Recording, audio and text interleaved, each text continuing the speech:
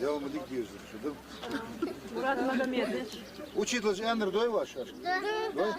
Учитывать энер дой, аз ож яхал дышо. А где?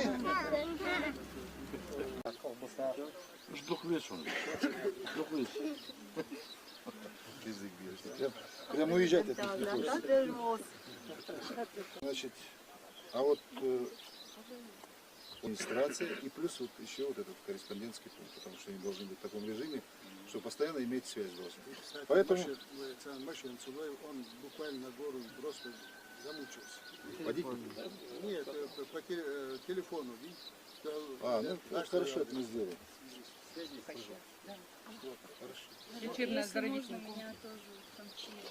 Ну вы вместе как-нибудь, давайте, чтобы я вам как бы отдельно все время не назначал, вы вместе приедете, а так выслушаю по отдельно вас. Все, договорились с вами, да?